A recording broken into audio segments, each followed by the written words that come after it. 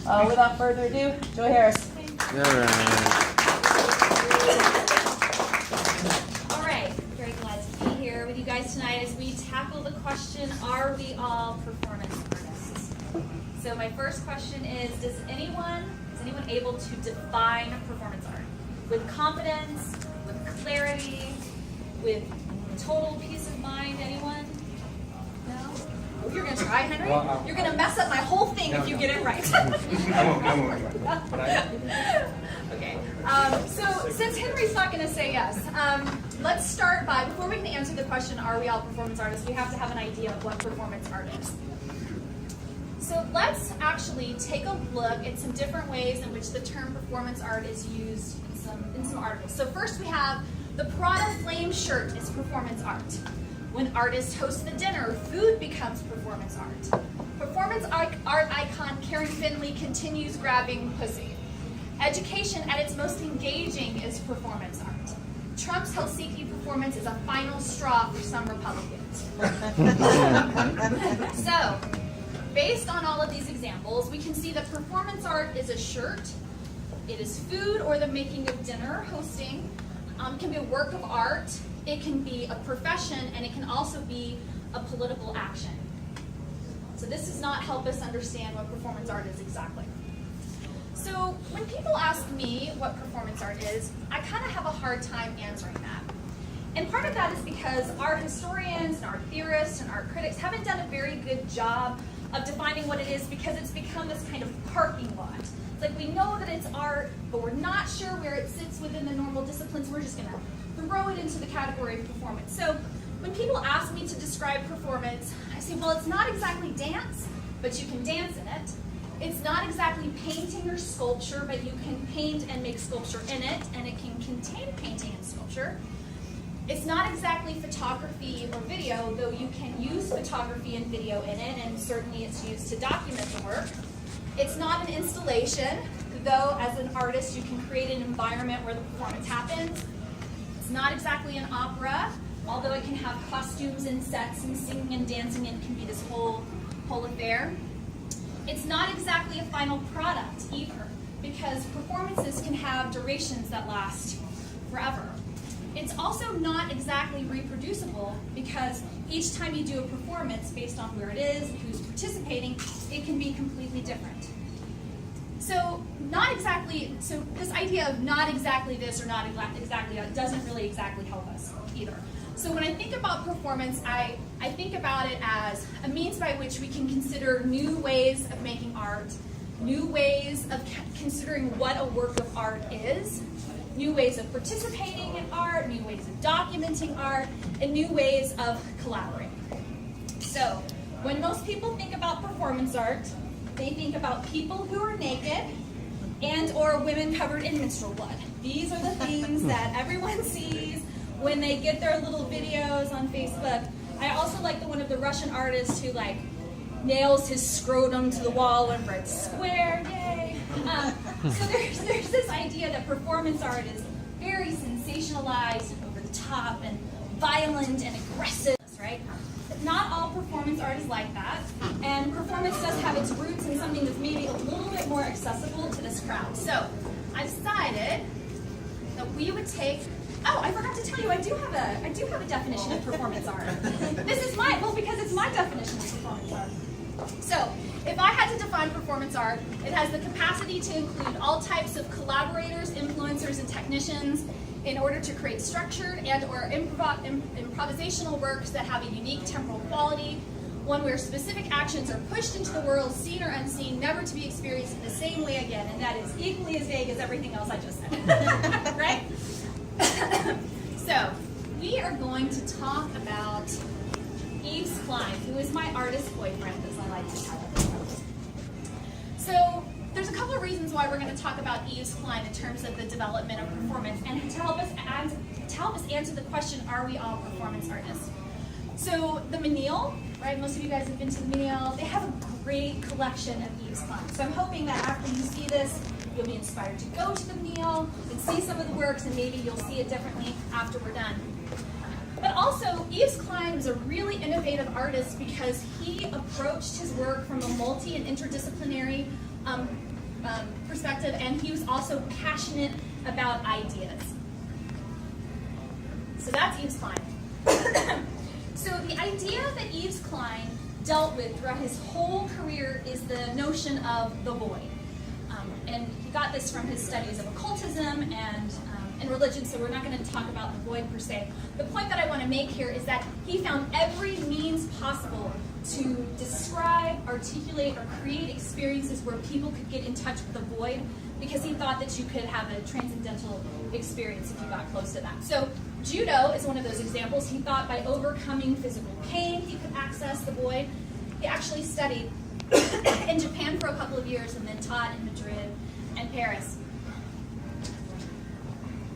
Klein also liked to, Klein was interdisciplinary, so this is another way in which he was trying to capture the idea of the void.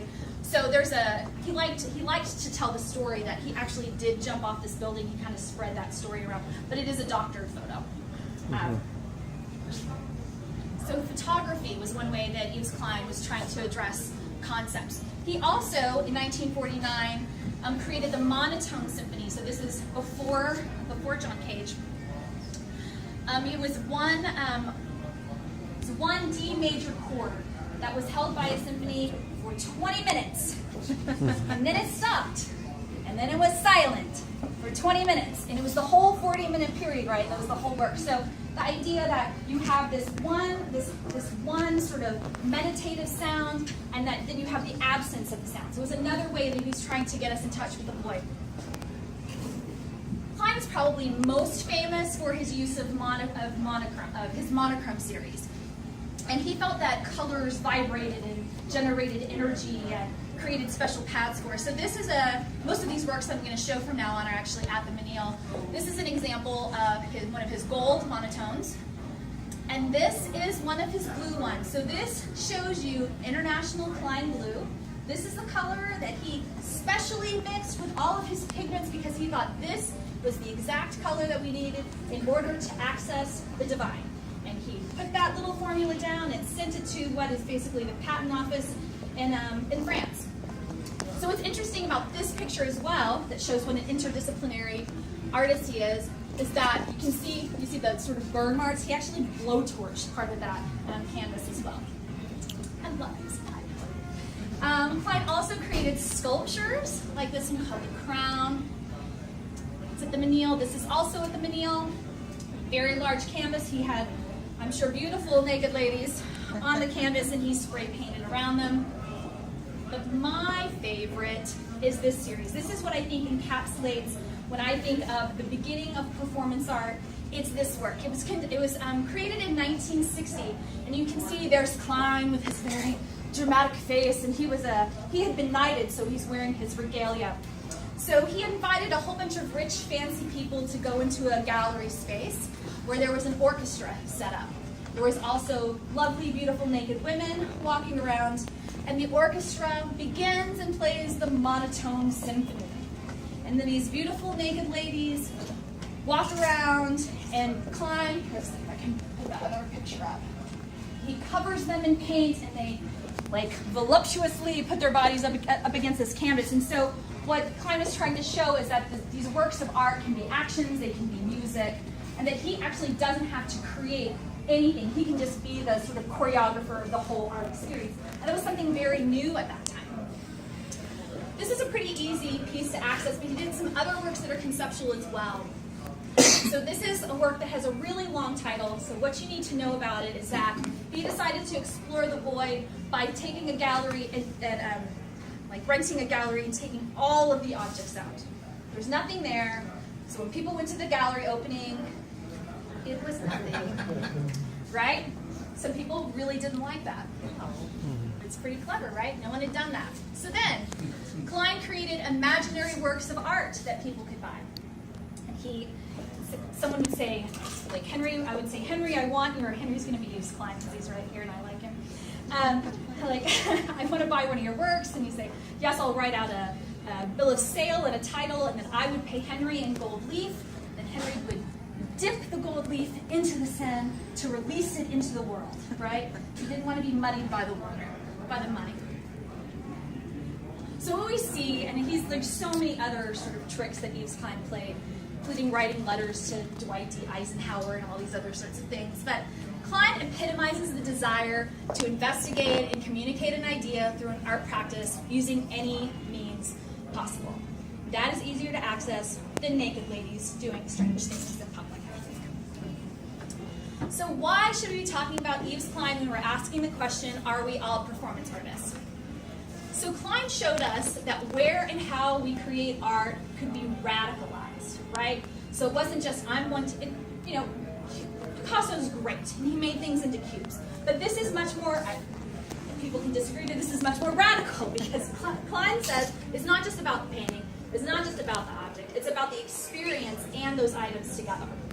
And so if we kind of agree that performance is this space that includes a lot of stuff, Klein was working within that performance space. And my contention, and the reason that I bring Klein up, is that we are kind of in a world that feels the same way to me, right? So anything goes. There's possibilities for thinking, making, and engagement in a variety of ways, almost infinite ways, right? So does navigating our interconnected and interdisciplinary world make us like performance artists? That we're nimble in our ability to engage with others and express our ideas through whatever means possible. So let's dig into that a little bit. So, excuse me, whenever we're in the world with people, right, we appear before them, we speak, and we act with others. We're cool with that, right? So we do this, and this can be, it takes up energy, and sometimes we just don't want to get out of bed and all of that. But our lives in the world are much more complicated than that, right? Because it's not just about appearing and speaking and acting. It's about where we're engaging and how we should be engaging with people in a specific situation, right? So when I'm in a private place, I act a certain way. Public is probably different. I modify my behavior based on if I'm in a social environment, political, professional, and then if I'm in person or not. So if we put this on a matrix, so we have math people in here, so we have all of these different spaces, right? And then we have all these different ways that we can engage with others. There's a lot of possibilities for us to try to manage and to be ourselves in the world, right? This sounds very complicated to me. So Klein would tell us that making art is exhausting because he knew that by working through a variety of media just to articulate this one idea of the void, it was incredibly difficult for him. In fact, he died when he was 34, basically from exhaustion. So if Klein died because he was trying to articulate the void, what happens to us when we're living in this performative, interdisciplinary framework? Like, that's exhausting for us too, right? I think one of the ways we're trying to address that is the idea of the introvert versus extrovert, right? So who in here thinks that they're an introvert? Everyone, right? You don't think you're an introvert? Mm-hmm. Well, all right. All right. Okay, hands down. So how many of you feel like you've had so much social interaction tonight that you're going to go home and, like, hide away for a while? Right? So I think that if we're looking at are we all performance artists, we also have to think about how we're using other terms to describe how we engage with others in the world. So far, we've determined that performance art is an all-inclusive, ambiguous, we don't know what in the world it means kind of term. And that we engage in the world in a multifaceted way that is tiresome and complicated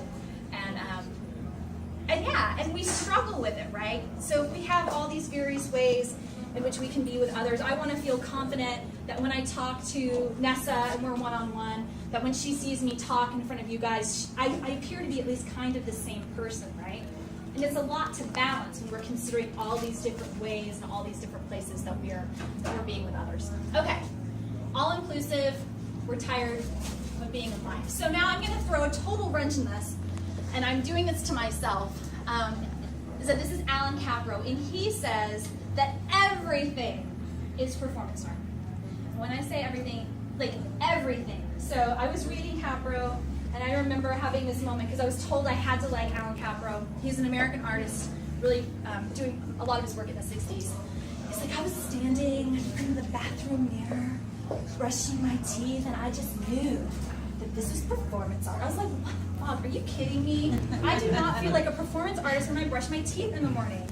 But Capro introduces into art, and to performance art particularly, that the everyday and the banal can be reframed and looked at as a way in which we engage with others, we engage with ourselves, or the way in which we sort of understand and recognize the world around us.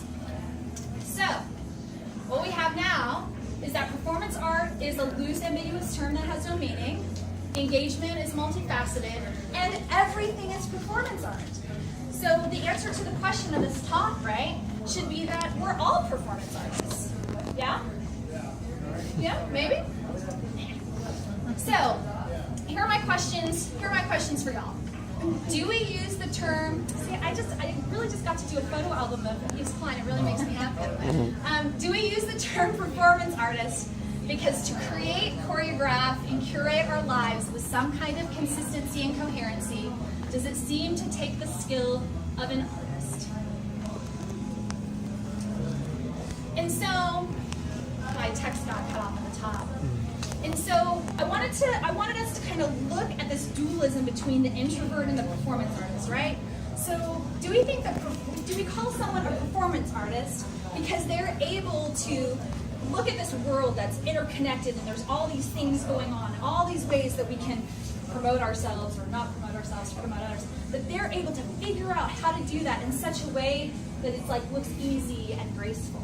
Right? And it seems coherent. It seems like, oh, this person is the same on Instagram as they are on YouTube, as they are when I talk to them in real life. That is a skill that people, they spend tons of money for consultants to help them do that, right? So are we calling people who are successful at being in an interconnected and complicated world, do we consider that performance art? And do we think that if we're not able to do that with some sort of skill and grace, that we're automatically introverts?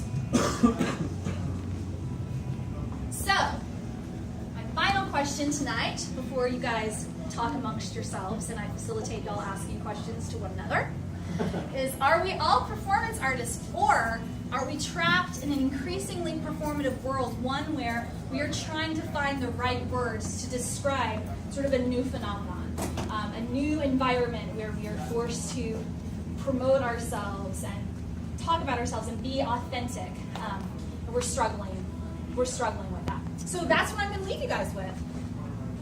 That's all. Yeah. I'm